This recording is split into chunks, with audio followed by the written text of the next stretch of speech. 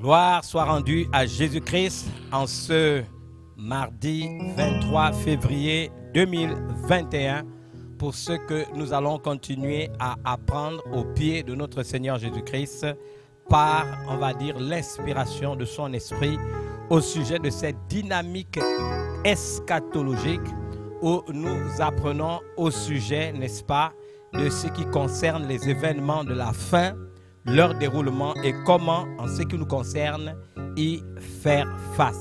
Je suis donc honoré de pouvoir continuer avec vous sur la base des choses que nous avons déjà dites ces derniers jours. Je voudrais qu'ensemble, nous puissions chanter ce merveilleux cantique et peut-être, pour ceux qui ont l'occasion de le voir, n'est-ce pas, sur notre projecteur, Jésus mon bien-aimé, tout mon trésor. Chantons-le ensemble d'où que nous soyons. Jésus mon bien-aimé, tout mon trésor, tu m'as donné ton amour et ta vie. De tout mon cœur je t'aime et je t'adore, et tout mon être te loue. Oh alléluia, alléluia. Agneau de Dieu, oh oui, digne Seigneur. Alléluia, alléluia. Mon âme te loue, ô Seigneur. Jésus, Jésus, mon bien-aimé, tout mon trésor, tu m'as donné ton amour et ta vie. De tout mon cœur je t'aime et je t'adore, et tout mon être te loue. Oh alléluia, alléluia. Agneau de Dieu, digne Seigneur. Alléluia, alléluia. Mon âme te loue, ô Seigneur. Allez, allez, allez, alléluia. Roi des rois, alléluia. Agneau de Dieu, Jésus, digne Seigneur. Alléluia, alléluia. Mon âme te loue, ô Seigneur. Allez, allez, allez, alléluia. Roi des rois, alléluia. Oh, agneau de Dieu, digne Seigneur. Alléluia, alléluia. Mon âme te loue, ô Seigneur. Nous sommes pleinement convaincus que nous sommes dans des temps fâcheux. Nous sommes dans la fin des temps, le quête du temps. Mais nous restons pleinement convaincus que tu es capable de nous équiper pour que face à ces temps, bien que fâcheux, il nous soit donné d'y faire face. Renouvelle notre intelligence, illumine les yeux de notre cœur pour qu'il nous soit donné de connaître, bien sûr, quelle est l'espérance qui s'attache à notre appel, à l'appel que tu nous as fait. Seigneur, quelle est la grandeur de ton héritage qui nous a été réservé? Et quelle est envers chacun d'entre nous qui croyons l'infinie grandeur de ta puissance? Cette puissance est la même que tu as manifestée en ressuscitant Jésus-Christ d'entre les morts.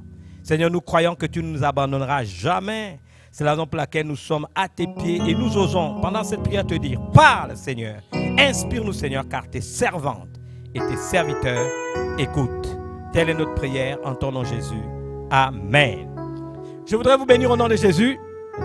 Vous dire combien de fois je suis heureux de vous retrouver ce mardi 23 avec vous. Et nous allons parler de la suite de ce que nous avons commencé. Puisque maintenant, dans cette dynamique eschatologique, après d'avoir fait le 7, le 8, le 9, le 10, le 11, le 12, le 13, le 14, le 15, le 16, le 17, le 18, le 19, le 20, le 21... Et maintenant, nous sommes 22, 23. Ça veut dire, nous sommes véritablement près de 12 jours, je crois.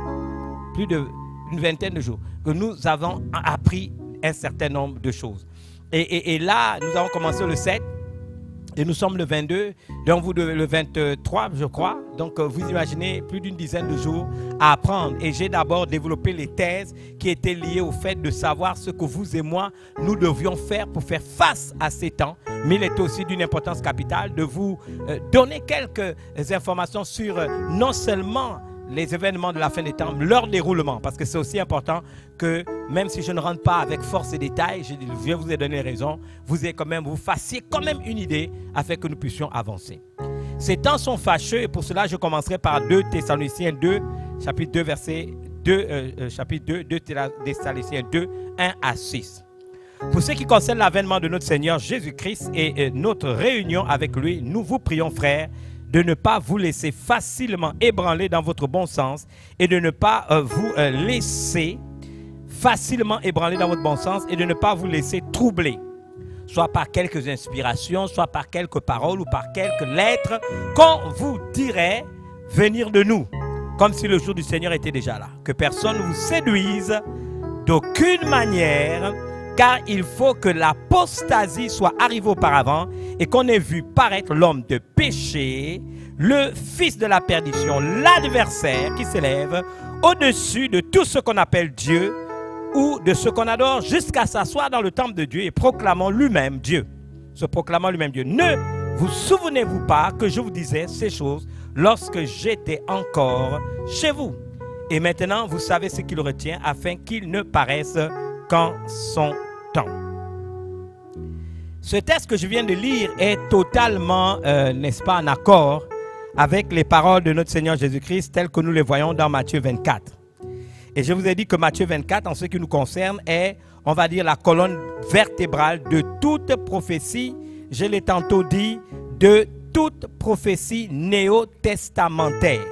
C'est la raison pour laquelle je vous ai dit, tout ce que nous allons dire va tourner autour de ce chapitre 24, quels que soient les textes que vous et moi nous allons lire. Et vous allez remarquer que lorsque Jésus en parle, dans le chapitre 24 de Matthieu bien sûr, et que les questions lui ont été posées, je recommence à partir du verset 1. Comme Jésus s'en allait au sortir du temple, ses disciples s'approchèrent pour lui en faire remarquer les constructions, mais il leur dit, voyez-vous tout cela, je vous le dis en vérité, il ne restera pas ici pierre sur pierre qui ne soit renversé. Il s'assit sur la montagne des Oliviers et les disciples vinrent en particulier lui faire cette question. D'autres versions disent vinrent en privé.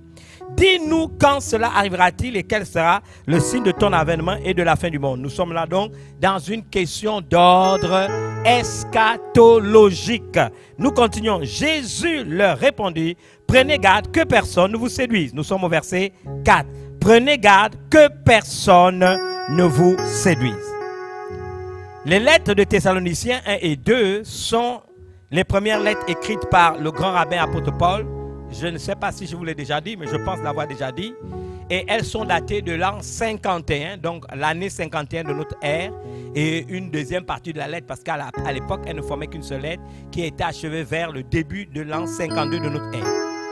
Il est donc étonnant, je le dis, de constater que Paul a choisi d'écrire, n'est-ce pas, une épître, on va dire, à caractère eschatologique.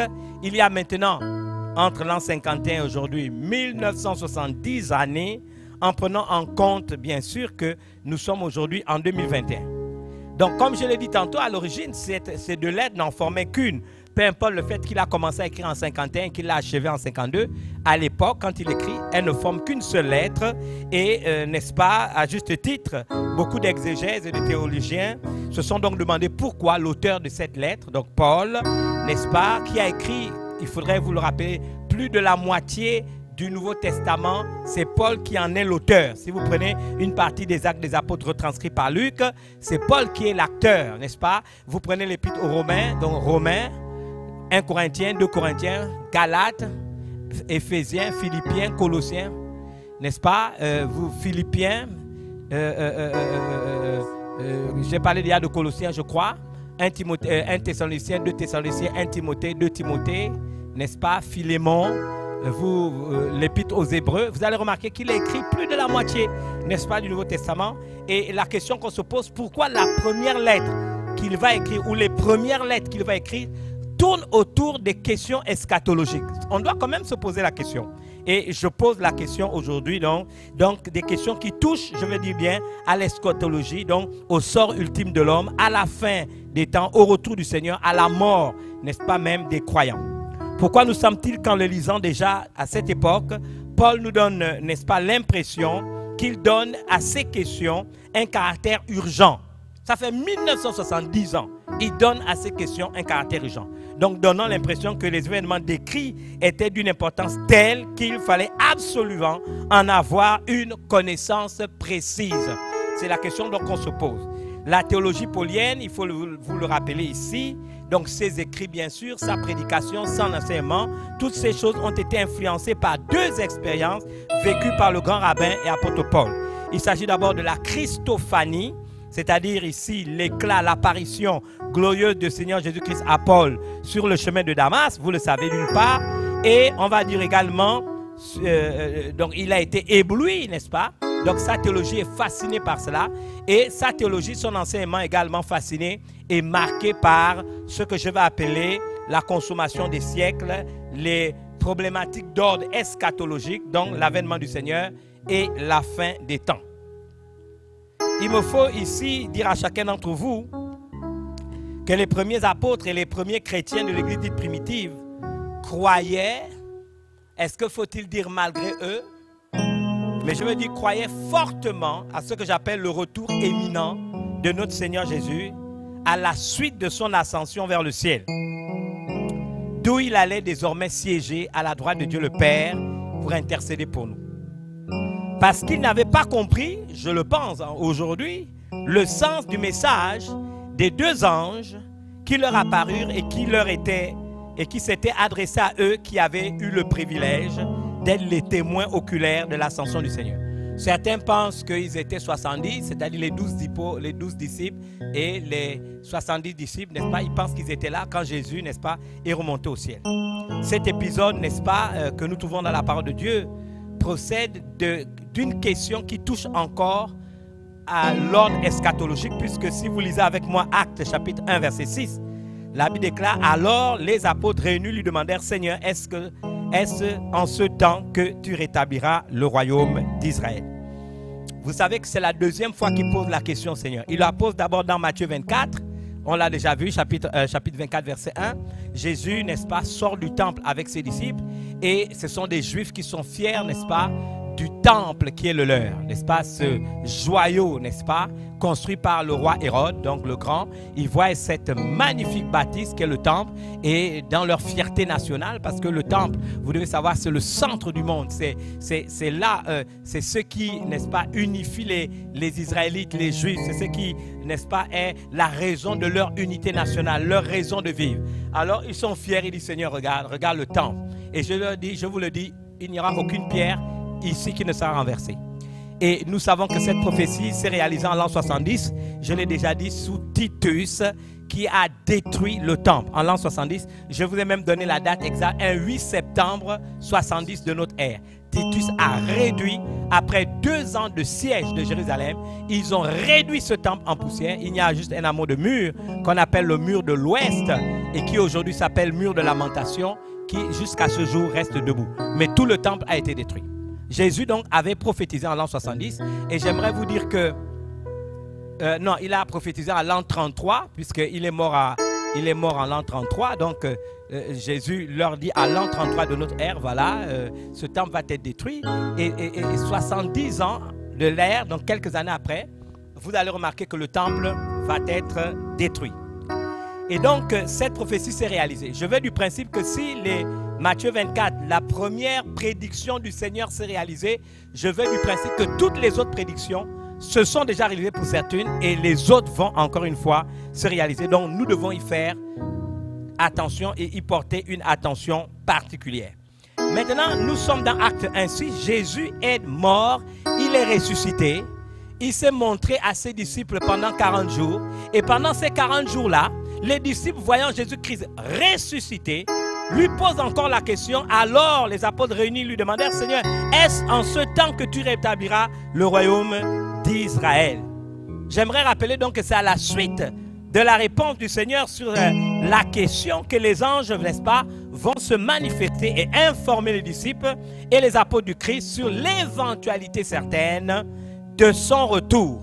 Après que le Seigneur Jésus-Christ, juste avant son ascension, leur a donné à titre de rappel que les questions d'ordre eschatologique, en termes de temps, en termes de date, en termes d'heure, sont un domaine de Dieu, un domaine que Dieu s'est réservé à sa seule et unique discrétion à sa seule autorité.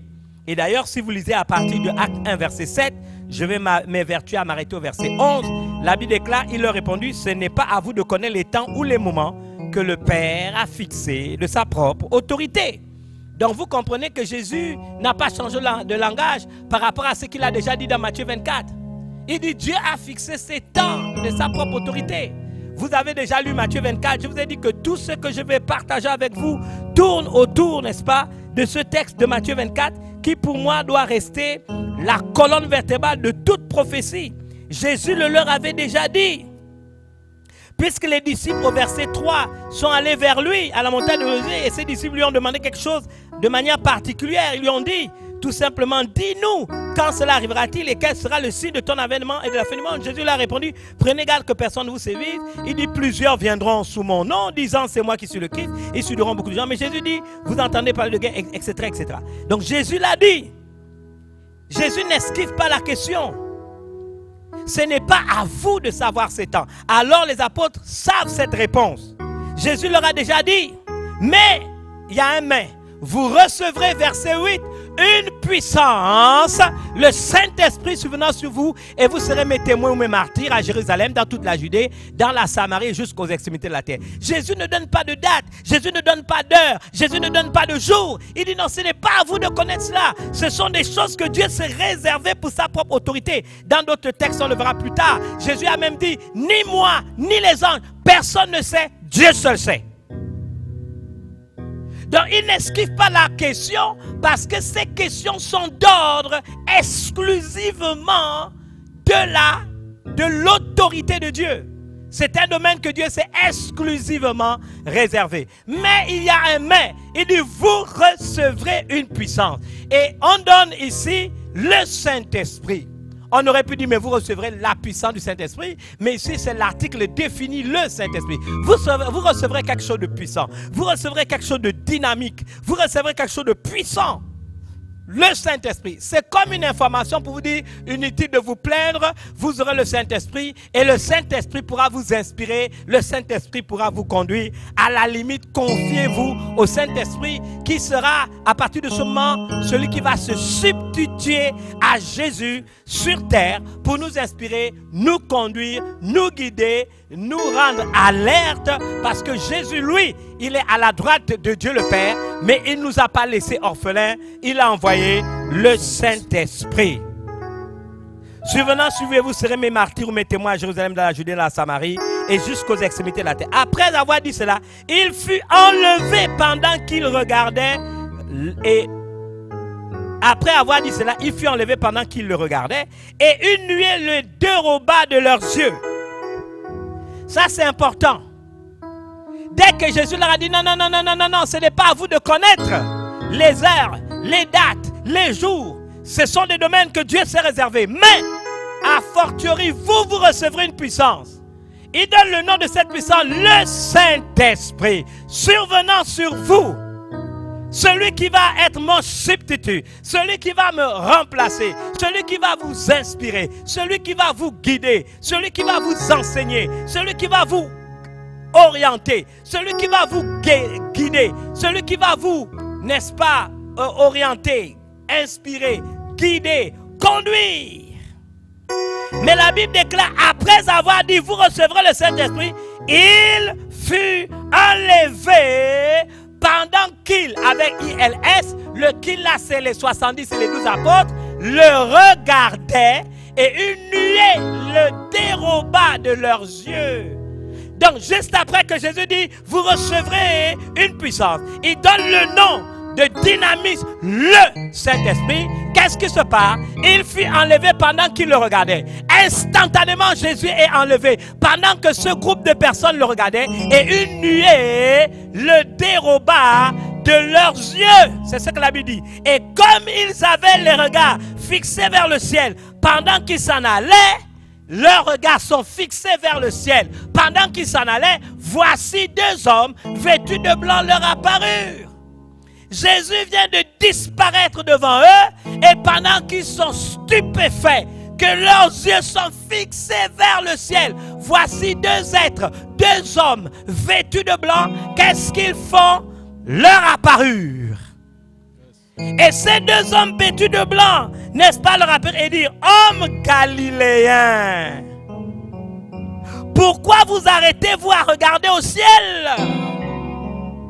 Ils étaient stupéfaits, leurs yeux étaient fixés vers le ciel. Il dit, pourquoi vous arrêtez-vous à regarder le ciel? Il dit, ce Jésus qui a été enlevé au ciel du milieu de vous, il dit, viendra de la même manière que vous l'avez vu allant au ciel. Il viendra de la même manière que vous l'avez vu allant au ciel. Voilà, bien-aimé, l'expression qui m'amène à vous dire un certain nombre de choses. Reviendra de la même manière que vous l'avez vu allant au ciel. Les anges l'ont dit. Donc il est certain que Jésus va revenir. Mais de quel retour il parle ici? Vous savez, la particularité quelque peu complexe des temps, des textes ou écrits bibliques nous permettent et nous donnent l'occasion de nous faire une idée exacte du message qui veut être véhiculé pour en avoir une bonne compréhension. Vous savez, dans le langage verbal, par exemple, l'intonation peut nous aider à comprendre sur le champ si nous sommes interpellés, admonestés, repris, conseillés, exhortés, encouragés ou consolés. Vous comprenez qu'au niveau du langage ou message, n'est-ce pas, parler, c'est facile. Si je dis, je te demande d'arrêter, vous allez dire qu'à fonction de l'intonation, n'est-ce pas, de ce que je viens de dire, vous pouvez savoir si je suis en train de donner un ordre ou je suis en train de reprendre quelqu'un. Maintenant, si quelqu'un pleure et que je dis, écoute, s'il te plaît, arrête de pleurer. Vous voyez bien que je ne suis pas en train de donner un ordre. C'est l'intonation de mes propos qui vous permet de savoir, est-ce un ordre, une correction, une réprimande, une consolation, un encouragement ou une exhortation. C'est l'intonation. Mais quand il s'agit d'un langage écrit, la compréhension des temps qu'on utilise, dont vont user ceux qui écrivent le texte, les auteurs des messages, nous donnent des informations inouïes et donnent accès à un éclairage que seule la lecture du texte ne peut pas mettre en évidence. Donc quand il s'agit du langage parlé, l'intonation, hey, arrête de faire ce que tu fais. C'est peut-être un ordre, c'est peut-être une réprimande. Mais quelqu'un qui pleure que je veux consoler, je peux utiliser la même phrase. Je dis, s'il te plaît, arrête de faire ce que tu fais. Et vous comprenez que les deux intonations, n'est-ce pas, véhiculent un message. Pas forcément une réprimande. Si je dis, s'il te plaît, arrête. Arrête de faire ce que tu fais. Je te supplie, arrête de pleurer. C'est différent de arrête. Vous voyez donc la différence. Maintenant, ça, c'est dans le langage parlé. Mais lorsque c'est dans le langage écrit, il faut connaître les temps des verbes. En lisant le texte, ce n'est pas seulement la lecture du texte qui va vous permettre de savoir ce qui est en train d'être dit. Il faut en rentrer plus en profondeur pour savoir d'abord les temps des verbes, également la nature, n'est-ce pas, du texte biblique. Est-ce que je suis dans ce que j'appelle un texte poétique? Est-ce que je suis dans une prose? Est-ce que je suis, n'est-ce pas, dans quelle nature, n'est-ce pas, du texte et des temps qui sont utilisés pour me permettre de connaître le message? Je dis donc, c'est la connaissance de ces choses qui donne accès à un éclairage que seule la lecture du texte ne peut pas mettre en évidence. Donc, je me suis toujours donné pour règle que le Saint-Esprit, je le dis à cette heure, ne donnera jamais une révélation qui est en opposition avec les règles de grammaire des textes originaux de la Bible, que sont l'hébreu pour l'Ancien Testament et le grec pour le Nouveau Testament. C'est-à-dire que le Saint-Esprit sait que l'Ancien Testament a pour langue originale l'hébreu biblique et le Nouveau Testament le grec biblique. Donc même si c'est une révélation du Saint-Esprit, le Saint-Esprit ne peut pas me donner une révélation qui sera en opposition aux règles grammaticales, aux syntaxes, aux règles grammaticales, n'est-ce pas,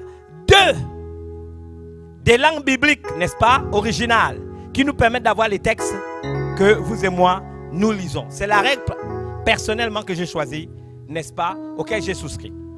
Donc le récit ci-dessus n'échappe pas à la règle, et vous allez le voir.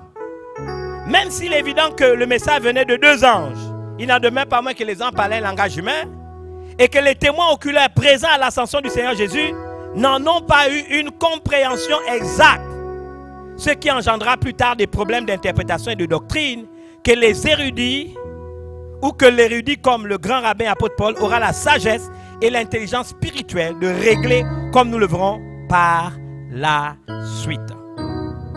Pour commencer, comprenons que le Seigneur Jésus répond à ses disciples au sujet d'une question qui est d'ordre eschatologique. C'est indéniable, vous le savez. Alors les disciples, les apôtres réunis lui demandèrent: Seigneur, est-ce le temps que tu rétabliras le royaume d'Israël? Donc c'est ce qu'ils ont posé comme question. Et Jésus de répondre: ce n'est pas à vous de connaître les temps ou les moments que le Père a fixé de sa propre autorité. Jésus dit: ce n'est pas à vous de connaître les temps et les moments que le Père a, n'est-ce pas, fixé de sa propre autorité. Donc le Seigneur Jésus, est-ce qu'il esquive la question pour ne pas y répondre? D'ailleurs, dans une réponse similaire, je reviens, que nous allons étudier avec force et détail un peu plus loin, dans la suite, bien sûr, de notre enseignement, vous allez remarquer que Jésus a répondu ainsi à une question. Dans Matthieu plutôt 24, je vous ai dit que tout tourne autour de Matthieu 24. C'est la colonne vertébrale de toute prophétie néo-testamentaire. Verset 36, Jésus insiste: pour ce qui est du jour ou de l'heure, personne ne le sait, ni les anges, ni les cieux, ni le Fils, mais le Père seul. Vous voulez que je vous dise quoi? Le Père seul, pour ce qui est du jour et de l'heure, personne ne le sait, ni les anges des cieux, ni le Fils, mais le Père seul. C'est totalement en accord avec Acte 1:7. Ce n'est pas à vous de connaître les temps ou les moments que le Père a fixés de sa propre autorité. Donc Jésus n'a pas changé pour autant.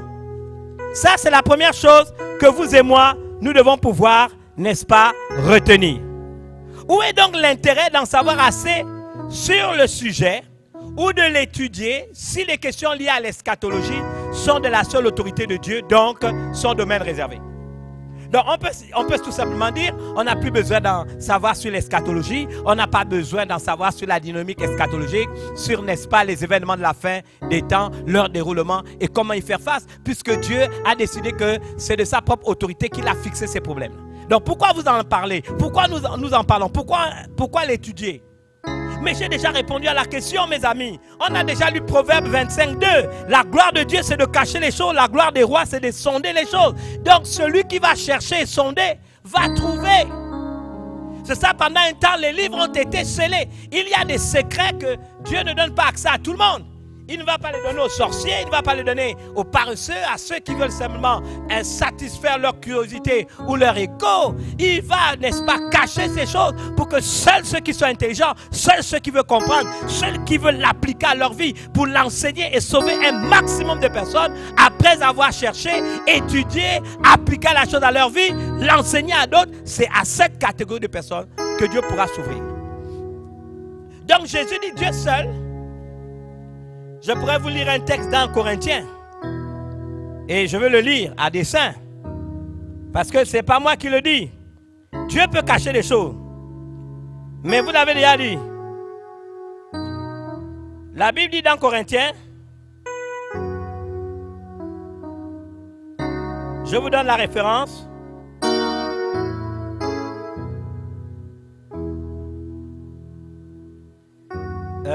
Je vous donne ces Corinthiens.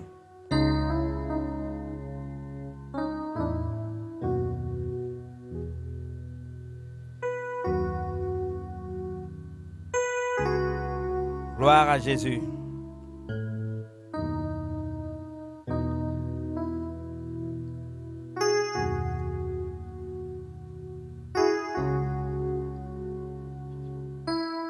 Gloire à Jésus.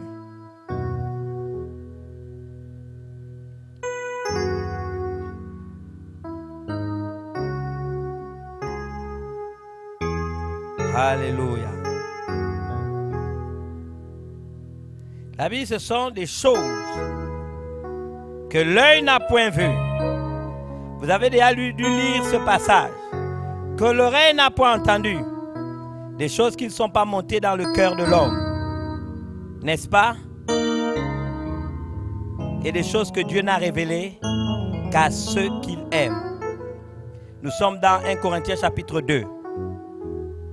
Je peux le lire avec vous. Mais comme il est écrit, 1 Corinthiens 2, à partir du chapitre du verset 9. Mais comme il est écrit, ce sont des choses que l'œil n'a point vues, que l'oreille n'a point entendues, et qui ne sont point montées au cœur de l'homme. Des choses que Dieu a préparées pour ceux qui l'aiment. Dieu nous les a révélées par l'Esprit. Écoutez la suite. Car l'Esprit sonde tout, même les profondeurs de Dieu. Car l'Esprit sonde tout, même les profondeurs de Dieu. Donc vous avez remarqué pourquoi d'avance il a plu au Seigneur de nous rappeler quelque chose d'extraordinaire. Il a dit, le Saint-Esprit, vous recevez une puissance, le Saint-Esprit. C'est le Saint-Esprit qui peut nous aider à sonder même les profondeurs de Dieu. Puisque Dieu, il lui plaît, n'est-ce pas, de faire en sorte qu'il cache les choses. C'est la gloire de Dieu de cacher les choses, mais la gloire des rois que nous sommes, de les sonder, de les chercher. Et puisque, n'est-ce pas, ce sont des choses que l'œil n'a point vues, que l'oreille n'a point entendues, des choses qui ne sont pas montées dans le cœur de l'homme, mais que Dieu a révélées pour ceux qui l'aiment, car l'Esprit sonde tout, même les profondeurs de Dieu. Donc c'est mon rapport au Saint-Esprit. Le Saint-Esprit va me permettre d'être alerte. Le Saint-Esprit va me permettre d'être vigilant. Le Saint-Esprit va me donner un flair spirituel pour ressentir les temps et les saisons par lesquelles nous passons. Le Saint-Esprit va me permettre de rester alerte. C'est la raison pour laquelle Jésus a dit non, ce n'est pas à vous de connaître les temps et les saisons. Ce n'est pas à vous de les connaître, mais vous recevez une puissance. Le Saint-Esprit. Et c'est par le Saint-Esprit qui sont tout, même les profondeurs de Dieu, que nous pouvons avoir accès à des vérités cachées. Donc Jésus n'a pas trouvé utile de nous les révéler. Il faut que nous acceptions le ministère du Saint-Esprit sur chacune de nos vies. Celui qui n'a pas l'Esprit de Dieu ne lui appartient pas non plus. C'est ce que la parole de Dieu déclare. Et donc c'est important pour vous et moi de le comprendre. La réponse, permettez-moi de vous le dire, à la question précédente est toute trouvée. Il nous faut chercher pour trouver, sonder pour accéder à un éclairage exact sur la question. Parce que Dieu ne donne pas les choses saintes aux pourceaux.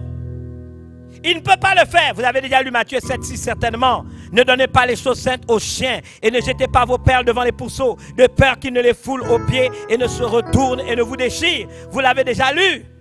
Ni aux genre de personnes qui passent leur temps à satisfaire leur curiosité et à se pavaner ou à se vanter d'une connaissance qui enfle.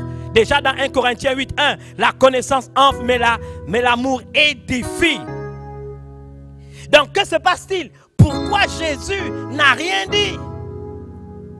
Il n'a pas esquivé la question. Il nous renvoie à nos chères études. Je vous ai donné le Saint-Esprit. Le Saint-Esprit vous dira ce qu'il aura entendu. Le Saint-Esprit vous rapportera ce qu'il aura entendu.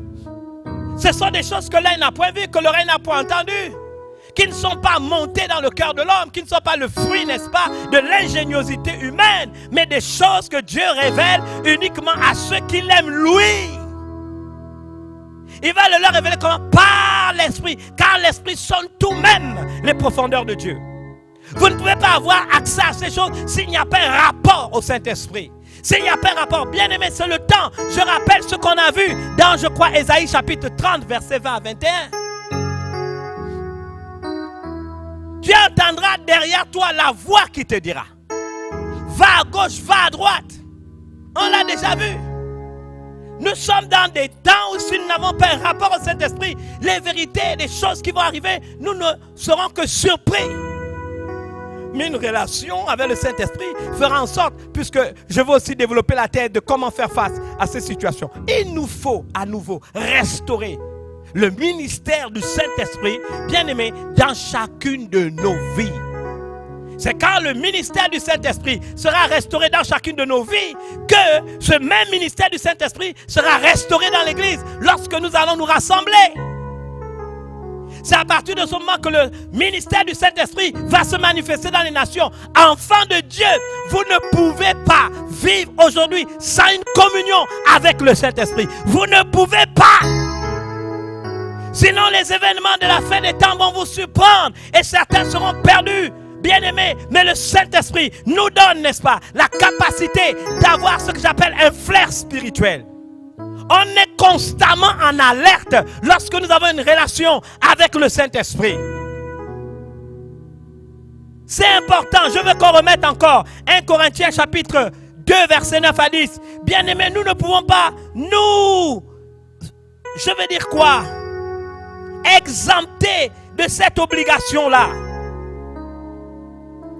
C'est important. Si vous ne le comprenez pas, vous aurez des problèmes. Je voudrais que vous puissiez noter ce texte et l'étudier même. Nous ne sommes pas, n'est-ce pas, en train de jouer. Nous sommes en train de vous dire des choses de la part du Seigneur. C'est important. Bien-aimé, la Bible déclare, mais comme il est écrit, ce sont des choses que l'œil n'a point vues, que l'oreille n'a point entendues, et qui ne sont point montées au cœur de l'homme, des choses que Dieu a préparées pour ceux qui l'aiment. Dieu nous les a révélées par l'Esprit. Pourquoi c'est Dieu qui nous les relève? Parce que c'est lui qui cache. Sa gloire est de cacher les choses, alors c'est lui aussi qui prend la responsabilité de nous les révéler, mais il nous dit le chemin par lequel il veut le faire. Dieu nous les a révélés par l'Esprit. Pourquoi? Parce que l'Esprit sonde de tout, même les profondeurs de Dieu. L'Esprit sonde de tout, même les profondeurs de Dieu. J'aimerais un autre texte. Regardez avec moi Romains chapitre 8. Je vais lire le verset 8 jusqu'au verset 9. La Bible déclare: or ceux qui vivent selon la chair ne sauraient plaire à Dieu. Pour vous, vous ne vivez pas selon la chair, mais selon l'Esprit, si du moins l'Esprit de Dieu habite en vous. Si quelqu'un n'a pas l'Esprit de Christ, il ne lui appartient pas. Une version ajoute non plus. Si quelqu'un n'a pas l'Esprit de Christ, il ne lui appartient pas non plus. C'est ce que la Bible nous dit. Ce sont des textes que vous devez étudier.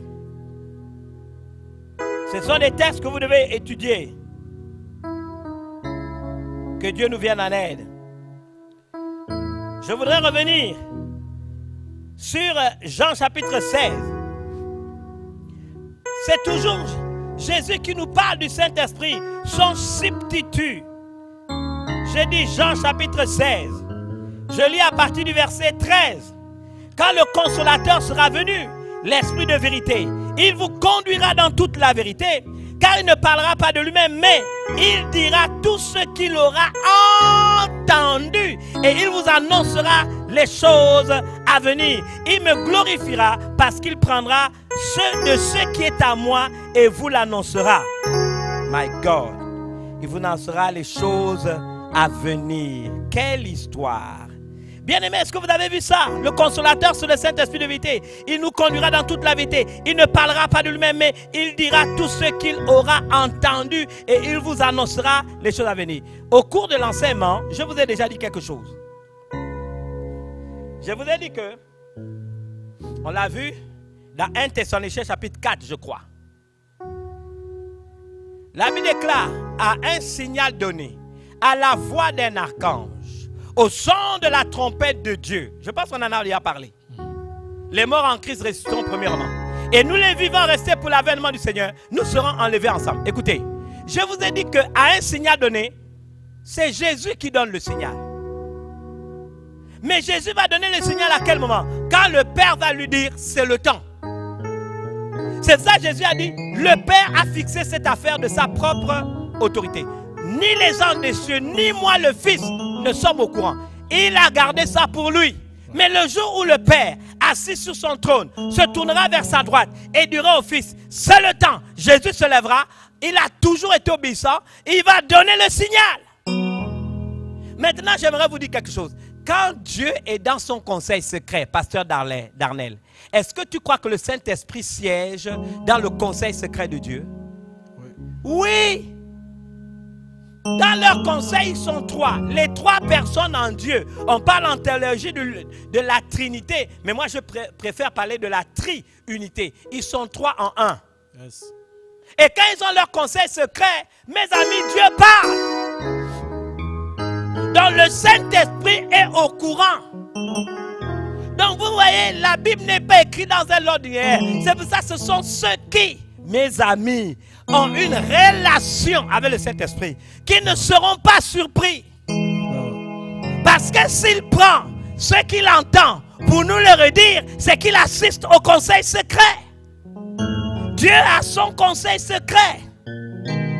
Et la Bible dit, quand le consolateur sera venu, l'esprit de vérité, qu'est-ce qu'il fait? Il vous conduira dans toute la vérité. Car il ne parlera pas de lui-même, mais il dira tout ce qu'il aura entendu et il vous annoncera les choses à venir. Il aura entendu quoi? Les choses à venir qui sont d'ordre eschatologique. Il peut m'en parler, mais à la seule condition, l'esprit sonde tout, même les profondeurs de Dieu. Si je n'ai pas une relation avec le Saint-Esprit, c'est la raison pour laquelle je m'offusque de voir des chrétiens, des leaders qui marchent dans la chair. C'est le temps où nous devons raffermir notre relation avec le Saint-Esprit. Nous devons affermir notre relation plus que jamais avec le Saint-Esprit. Si nous voulons nous en sortir, bien aimé, je ne raconte pas d'histoire, c'est la Bible qui le dit. Quand il vient, l'Esprit de vérité, il ne ment pas, il vous conduira dans toute la vérité. Le Saint-Esprit ne peut pas te tromper. Il ne peut que te conduire dans toute la vérité. Quand il dit toute la vérité, il n'y a pas une vérité qui va être cachée. Il va plus loin, car il ne parlera pas de lui-même. Mais il dira tout ce qu'il aura entendu. Il a entendu quoi et où? Dans le conseil secret, où Dieu le Père siège, Dieu le Fils siège, et où Dieu le Saint-Esprit siège. Il ne parlera pas de lui-même, mais il dira tout ce qu'il aura entendu comme un rapporteur positif, et il vous annoncera les choses à venir. Les choses à venir, c'est d'ordre eschatologique. Donc mes amis, on n'a pas à avoir peur. Ce sont les temps où vous et moi, nous devons affermir notre relation avec le Saint-Esprit. Alléluia. Le Saint-Esprit est là, le Saint-Esprit est là, la mort a disparu, Dieu donne plein salut, et sur le monde entier, le grand jour s'est levé, le Saint-Esprit est là. Le Saint-Esprit est là. Le Saint-Esprit est là. La mort a disparu. Dieu donne un plein salut. Et sur le monde entier, le grand jour s'est levé. Le Saint-Esprit est là. Prions ensemble. Dites avec moi là où vous êtes, Seigneur Jésus, j'ai besoin de raffermir ma relation avec le Saint-Esprit. Saint-Esprit, je me présente devant toi et je te demande pardon pour toutes les fois où je t'ai négligé, je t'ai abandonné. Je n'ai pas eu un rapport avec toi. Je n'ai pas intégré que tu t'es substitué à Jésus-Christ pour me guider, pour m'inspirer, pour me conduire, pour m'enseigner, pour m'annoncer et m'informer des choses que tu entends dans le secret de Dieu, pour m'aider à comprendre en quel temps nous sommes, pour qu'il me soit donné d'être conduit par l'Esprit, d'avoir des bons réflexes, d'avoir la sensibilité spirituelle, d'être alerte dans ces temps de la fin. Je viens ce jour restaurer ma relation avec toi. Saint-Esprit, je te prie de m'enseigner, de me guider, de me former. Je te prie de m'aiguiser, de me rendre alerte. C'est ma prière, c'est mon intercession, c'est ma demande, c'est ma prière instante que ma relation soit rétablie avec toi. Dieu vivant d'Israël, ne me retire pas ton Saint-Esprit. Fais-moi grâce qu'à nouveau, dans ces temps, il me soit donné de restaurer cette relation. Tu as dit, celui qui n'a pas le Saint-Esprit ne t'appartient pas. Non plus C'est la raison pour laquelle je crie à toi et je te demande de me faire grâce que cette relation, Saint-Esprit, avec toi, soit restaurée, soit réparée, soit transformée. C'est mon intercession, c'est ma prière. Je te le demande avec instance, au nom puissant de Jésus. Amen. Gloire à Dieu. Bien-aimés, là où vous êtes, je vais prier pour que vous soyez baptisés du Saint-Esprit. La Bible déclare que cette promesse est pour vous et pour tous ceux qui sont au loin, en aussi grand nombre que Dieu les a appelés. Je vais faire une prière simple. Si tu n'as jamais été baptisé du Saint-Esprit, mets-toi à genoux là où tu es maintenant, là à la maison, dans ta chambre, au bureau, au salon, peu importe. La prière que je vais faire va libérer le Saint-Esprit dans ta chambre, dans ton salon, dans ta maison.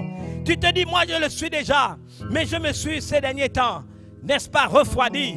Alors tu peux connaître la plénitude du Saint-Esprit.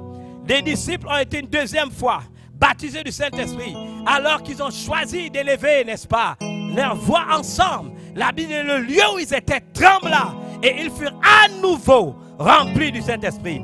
On peut avoir été baptisé du Saint-Esprit et on a besoin d'en refaire une autre expérience. Mettez-vous à genoux là où vous êtes. Mettez vos deux mains sur la tête alors que je vais prier pour vous. Dieu vivant d'Israël, au nom puissant de Jésus, la promesse a été pour chacun d'entre nous de recevoir le baptême du Saint-Esprit. Et là, investi de ton autorité et en ton nom Jésus, je prie pour tous ceux qui demandent à être à nouveau baptisés du Saint-Esprit.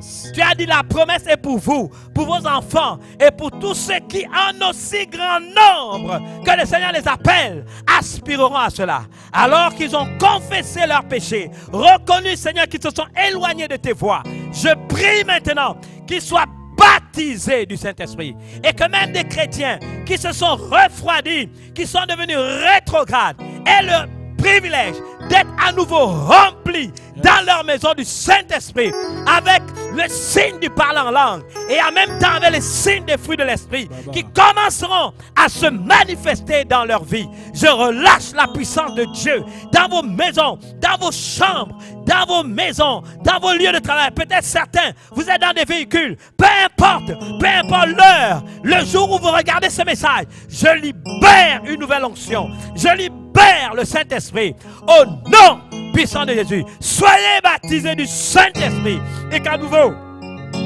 l'occasion vous soit donnée de restaurer votre relation avec la personne du Saint-Esprit. Au-delà de sa puissance, le Saint-Esprit, une personne en Dieu avec qui vous pouvez avoir une relation, avec qui vous pouvez parler, avec qui vous pouvez communier, entendre sa voix, vous laissez être guidé, orienté, inspiré dans tout ce que vous faites. Tu as promis, Seigneur, que ce sont des choses que l'œil n'a point vues, que l'oreille n'a point entendues, des choses qui ne sont pas montées dans le cœur de l'homme, mais des choses que tu as révélées à ceux qui t'aiment. Seigneur, que par l'approfondissement de notre relation avec le Saint-Esprit, notre amour pour toi augmente, parce que tu ne te révèles qu'à ceux qui t'aiment. Tu te révèles à eux par ton esprit, par l'esprit, car l'esprit sont de tout, même les profondeurs de Dieu. Merci Seigneur, parce que rien n'est caché au Saint-Esprit. Et alors que nous restaurons notre relation avec le Saint-Esprit dans nos vies individuelles, dans nos maisons, dans nos familles, dans l'église et dans la nation, révèle-toi à nous. Il en sera ainsi, je le décrète et je le déclare au nom de tout accompli qu'est Jésus-Christ. Amen. Amen. Règne, ô Dieu, sur le Gabon ta demeure, sur le centre spirituel d'Afrique, Seigneur.